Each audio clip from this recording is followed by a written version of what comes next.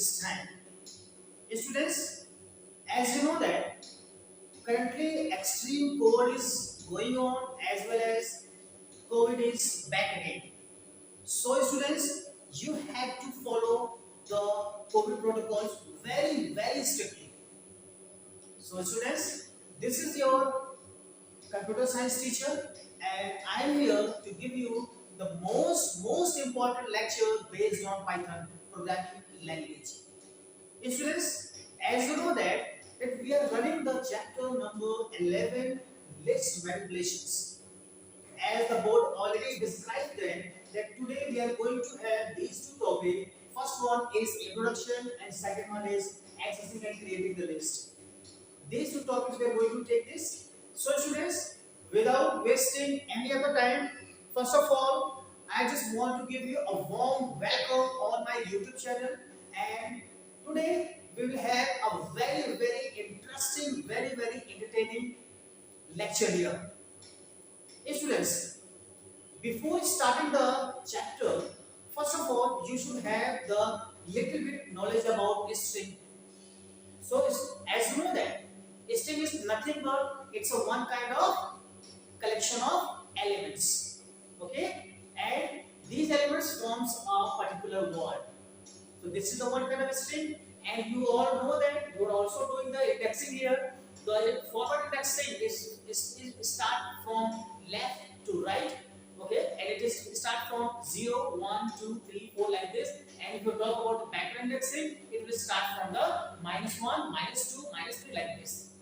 So in the same way, if you talk about the list, what is list? Okay, so first thing we have to discuss about what is list. What is list? So list is nothing but it's a one kind of container, and this container contains the elements, in sequence. Okay, maybe the elements forms the list of elements in sequence or maybe not in sequence. Okay, but you are strictly follow here that the elements should be in sequence, right? So if you talk about the list, I have already told you it's nothing but it's a one kind of container, right? Second thing, the list is mutable. List is mutable. If you talk about the mutable is nothing but it's a one kind of feature. It's a one kind of feature. So mutable means whatever the changes you want, you can modify very easily. Right? Now, so please be remember that it's a mutable. And if you talk about the string is immutable. Right? Now, come to the second feature. The list is represented with the help of square bracket. Yes, it is represented with the help of square bracket. Okay, square bracket is like this. Okay, so by using this thing, you can able to specify your elements of the list. Right? Now, students, come to the next topic. Come to the next topic. If anybody asks you that what is the difference between string and the list, okay? If you talk about the string, then the string is defined like this. If you talk about the string, then a string is defined like this. Suppose I have taken L and suppose I have written here computer. Okay, so this is the one kind of string. But if you talk about the list, suppose I have taken L, okay, then you have to write like this. You have to write like this. And so on. Right? So right now, the first difference is there is no need of square bracket for defining the list. Sorry, for string. And if you want to define the list, you have to use you have to use the square bracket. Okay, string is immutable and the list is mutable, right? So these are the things we have to use here, right? अच्छा, अब हम आगे बढ़ते हैं।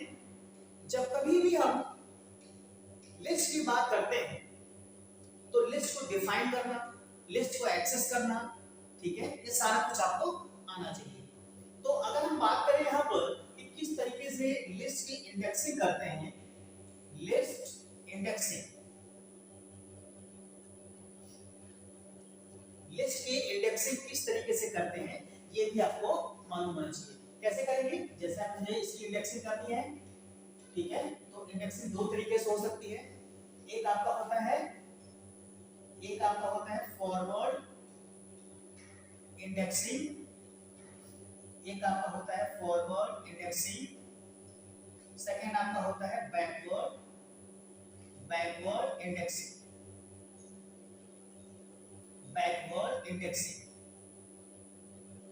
Forward is indexing always start from 0, 1, 2 like this, and the backward indexing start from -2, -1. Okay, you can start here -1, -2, -3 like this. Okay, this is for backward indexing. So how we are going to do that? Suppose I have asked here L1. So if you write this in the Python interface, then what will be the output here?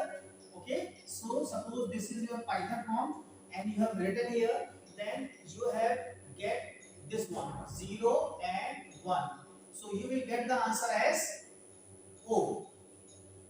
But if you like this L, okay, suppose this is -1, -2, -3, -4, suppose I have written -4, then again you will get O. So this is all about your for backward indexing and one for forward indexing. Now students, अब हम बात करते हैं यहाँ पर एक बहुत ही जरूरी चीज की। अगर हम यहाँ पे लिख दें L5, ठीक है, L5 चेक करते हैं यहाँ पर L5 मौजूद है या नहीं मौजूद है, यानी कि हमें देखना है 0 से काउंट करते हुए पांचवा एलिमेंट हमें देखना है कौन सा है। Okay, 0, 1, 2, 3 and 4. Okay, so this is the index number for this one is 4.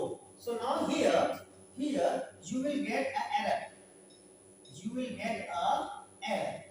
and what is the error? List index is out of range.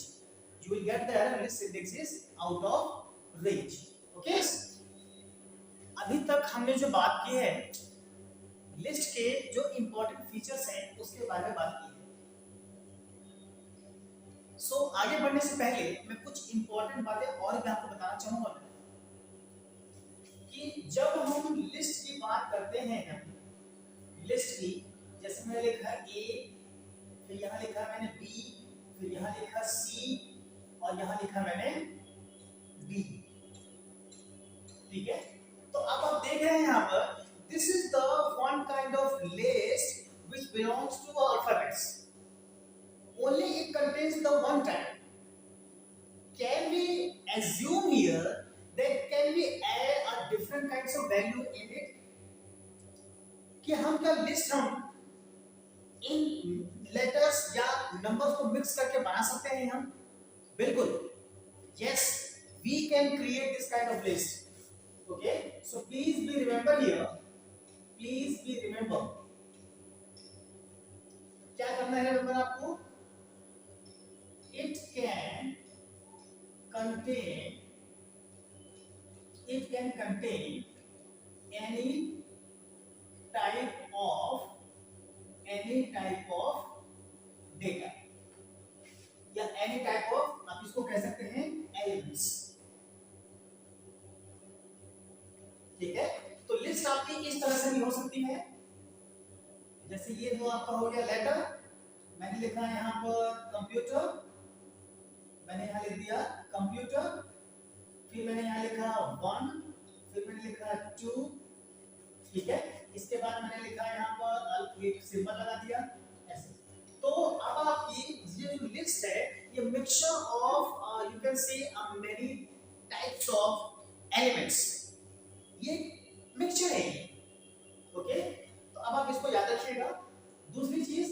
पहला पॉइंट ये था। दूसरी चीज, it is also a one type of standard data type. It is also a one kind of standard data type. Okay, standard data type मतलब एक ऐसा data type है list जिसमें कि आप डिफरेंट डिफरेंट काइंड्स के एलिमेंट्स स्टोर कर सकते हैं। ठीक है, अच्छा, इसके अलावा ये जो इंपॉर्टेंट पॉइंट्स हैं, तो जो मैंने प्रीवियस चीजें बताए हैं उसमें आप ऐड कर लीजिएगा। ठीक है, अच्छा, इसके बाद अब हम सीखेंगे यहाँ पर कि कितने तरह के लिस्ट बन सकते हैं। कितने तरह के लिस्ट बन सकते हैं, टाइप ऑफ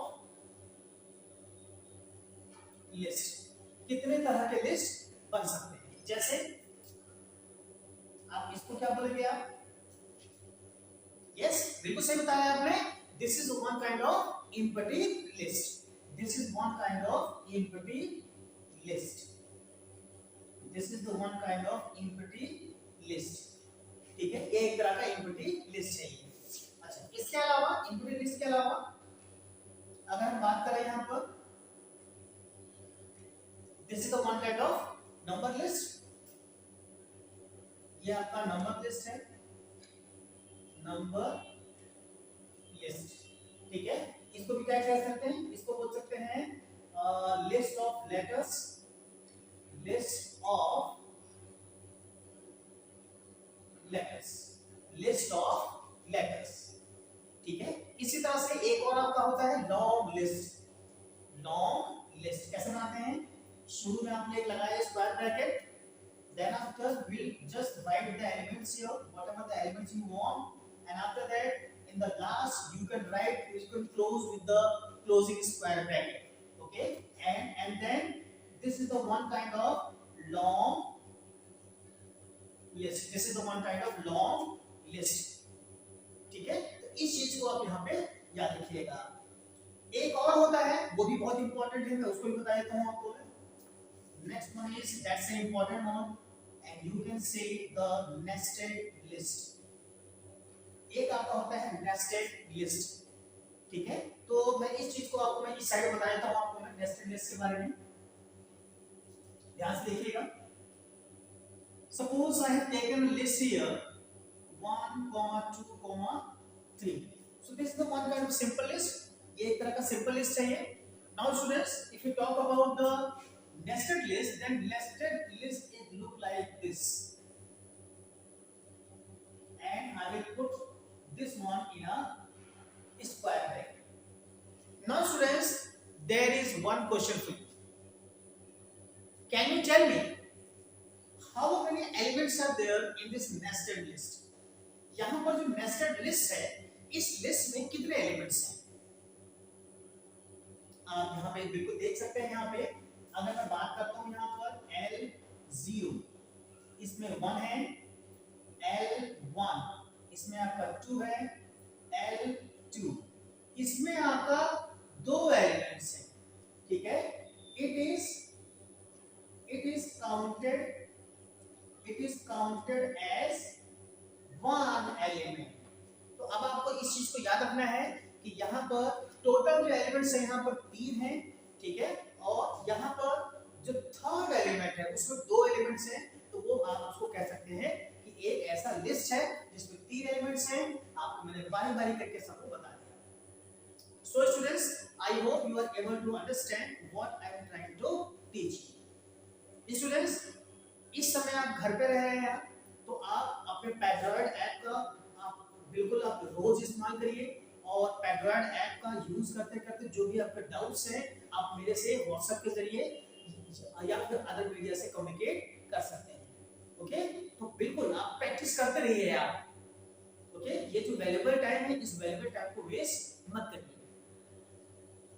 चलिए स्टूडेंट्स, अब हम आगे बढ़ते हैं। आगे बढ़ने के साथ साथ अब हम देखेंगे 2 ऐसे फंक्शन जिसकी हेल्प से हम यहाँ पर लिस्ट क्रिएट कर सकते हैं। देखिए, बिल्ट इन फंक्शन यानी कि ये ऑलरेडी मेड फंक्शंस हैं जिनकी हेल्प से आप यहाँ पर लिस्ट क्रिएट कर सकते हैं। यहाँ बिल्ट इन फंक्शन है। चलिए मैं आपको दिखाता हूँ, मैं आपको, आप इस तरह देखिए यहाँ पर। ठीक है, built in functions, built in functions for creating list, built-in function for creating list। ठीक है, हम यहाँ पे दो चीजें डिस्कस करने वाले हैं। फर्स्ट वन लिस्ट फंक्शन को डिस्कस करेंगे, ठीक है, और सेकंड हम डिस्कस करेंगे यहाँ पर इवैल फंक्शन, ठीक है, इवैल। चलिए लिस्ट फंक्शन की बात करते हैं। जैसा कि आपको ये दिखाई दे रहा है कि लिस्ट एक कीवर्ड है। List is nothing but it's one kind of keyword. By using this keyword, you can going to create the automated list।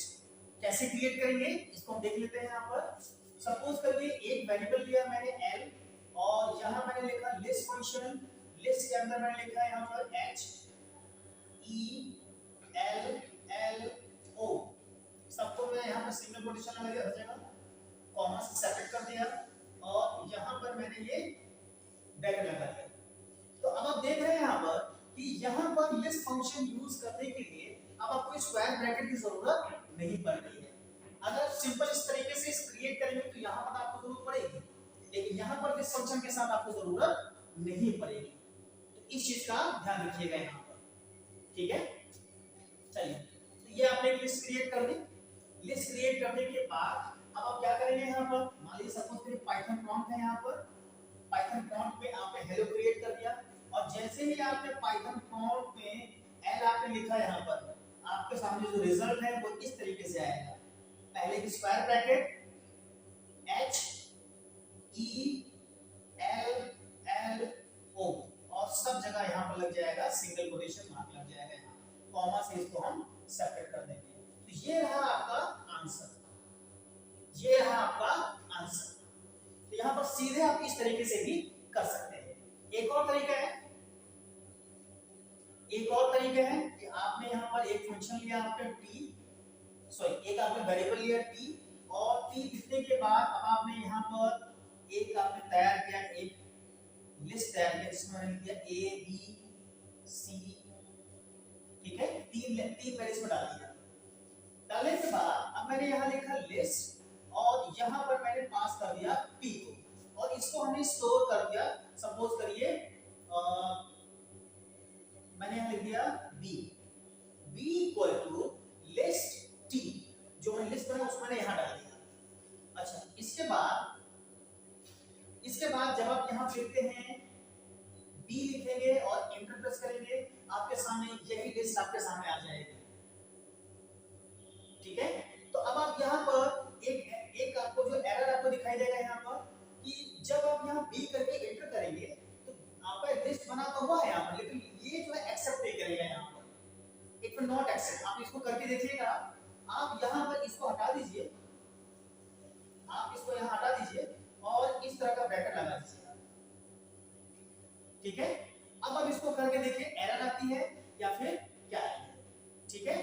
चलिए, okay students, so students, right now you are able to understand here how to use the list function here। अब आपको यहाँ पे ध्यान में रखना है कि जब आप यहाँ पर इस चीज को इस्तेमाल करेंगे आप, ठीक है, इस चीज को, तो इस चीज को इस्तेमाल करते समय अगर आपने स्क्वायर ब्रैकेट लगाया तो आपको यहाँ पर एक एरर मिल जाएगी, ठीक है। एरर को रिमूव करने के लिए क्या करेंगे, यहाँ पर हम एक इस तरह का ब्रैकेट हम यूज कर लेंगे और आपकी एरर रिमूव हो जाएगी, ठीक है स्टूडेंट्स। अच्छा, अब यहाँ पर लिस्ट फंक्शन को यूज करने का एक और तरीका है, वो भी मैं आपको बता देता हूँ आपको। सो यहाँ पर जो थर्ड मेथड है, उस मेथड में क्या करना है, आपको एक दो फंक्शन पास करना है। In the third method of using the list function, you can use the input function here. How? Let's see. आपने यहाँ लिखा list, ब्रैकेट लगाया, लिखा आपने यहाँ पर input, फिर ब्रैकेट, फिर आपने लिखा यहाँ enter the list, bracket close, और इस चीज को आपने स्टोर कर दिया यहाँ पर L, ठीक है। इस चीज को स्टोर कहां कर दिया आपने, L। अब आप क्या करेंगे यहाँ पर,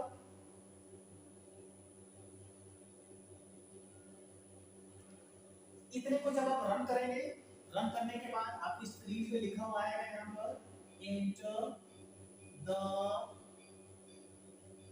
लिस्ट। सपोज करिए मैंने लिस्ट दे दिया 2 3 4 5। सपोज करिए मैंने ये वाला आपको दे दिया। अब इसके बाद ऐसा करने के बाद जैसे ही फिर से आप एंटर प्रेस करेंगे आप आपके सामने एक लिस्ट आ जाएगी, वो इस तरह की होगी, इस तरह। Okay, so these are the some special methods through which you can create by using the built-in function. The name of that function is list. eval का भी ऐसे ही काम है। eval में दो चीजें होती हैं। आप यहाँ पर जो eval फंक्शन है इसका मतलब होता है evaluate, इसका मतलब होता है evaluate and return, इसका मतलब होता है evaluate and return। मतलब क्या हुआ कि ये आपका जो फंक्शन है लिस्ट को आपको देगा, लिस्ट आपको बना के दे देगा, पर ये एक्सप्रेशन जो आप एज ए स्ट्रिंग की तरह दे रहे हैं आप, ठीक है। यहाँ पर आप क्या कर रहे हैं, यहाँ पे आप दे रहे हैं स्ट्रिंग, ठीक है। और जो ये स्ट्रिंग है it will be considered as expression, it will be considered as expression, ठीक है। तो कहने का मतलब क्या हुआ कि जो आप एक्सप्रेशन दे रहे हैं उसको इवैल्यूएट भी करेगा और आपको जो रिजल्ट है वो भी लिस्ट के फॉर्म में दे देगा, ठीक है। जैसे हम इस वाले को करते हैं, अगर हम इस वाले को करते हैं तो हमने लिखा यहाँ पर इवैल, हमने यहाँ लिखा इवैल, इवैल के बाद इनपुट, फिर मैंने यहाँ लिखा एंटर द लिस्ट, ठीक है। इवैल इनपुट द लिस्ट, इस तरह करके मैं लिख दिया।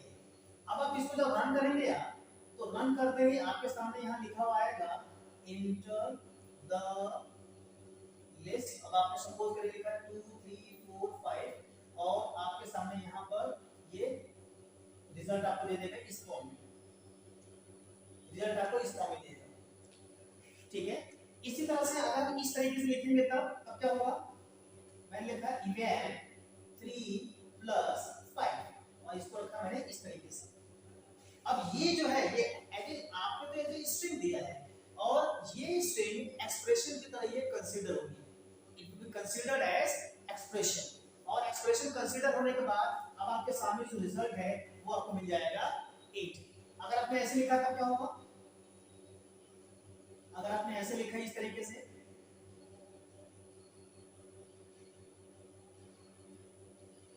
ठीक है, सेम यहां मैं माइनस लगा दिया है, आपको आंसर मिलेंगे यहां पर 1, ठीक है।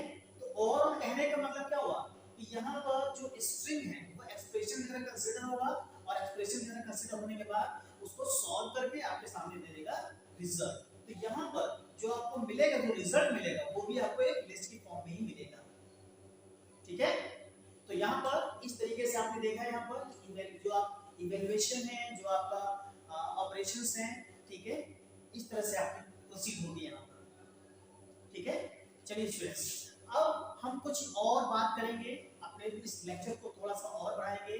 और एक चीज और है जो मैं आपको बहुत बहुत जरूरी समझता हूँ बताने के लिए। So just okay students, now we are going to talk about traversing list, okay. अब जो हमारा टॉपिक है ट्रैवर्सिंग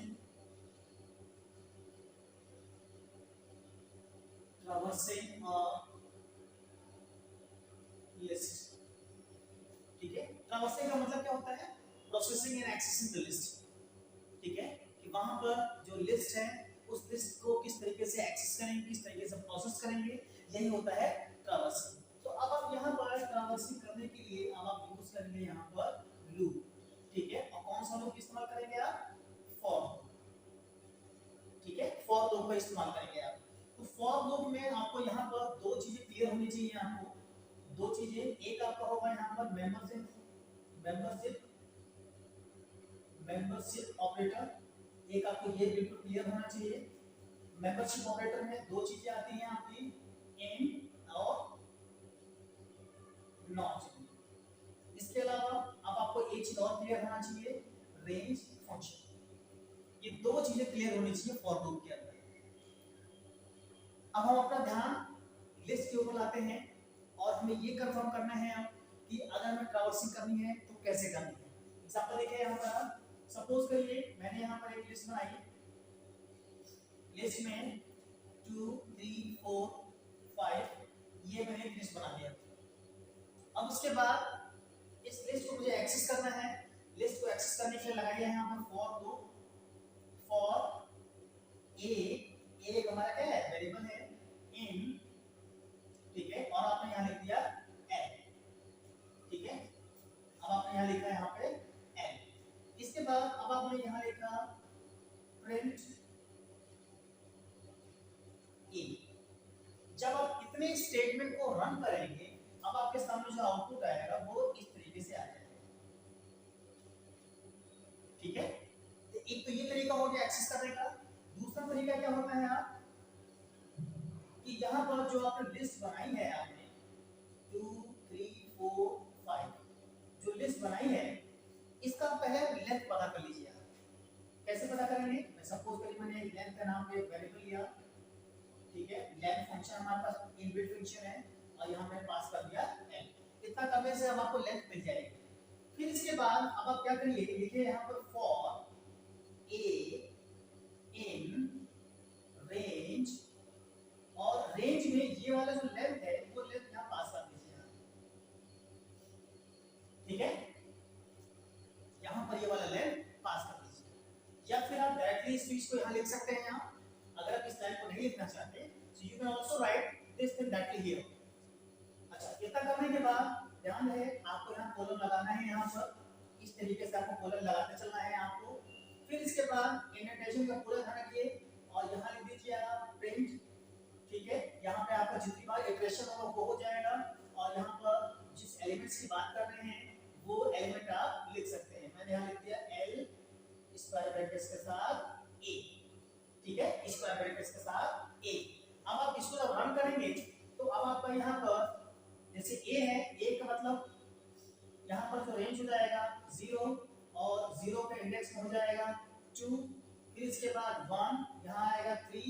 ये आपका क्या होगा, जितनी बार इंटीग्रेशन हो रहा है वो चीजें हैं और यहाँ पर इसकी जो वैल्यूज उसको मिली उस इंडेक्स नंबर वो वैल्यूज यहाँ पर आएंगी। इस तरीके से यहाँ पर ये प्रिंट होती जाएंगी इस तरीके से। तो ये रहा आपका output. So students, now it's time to finish up this video and we'll meet in next video with a new topic. Okay, so students, please subscribe my channel if you still not subscribed and don't forget to press the bell icon also, because bell icon gives you the one kind of notification for my latest videos.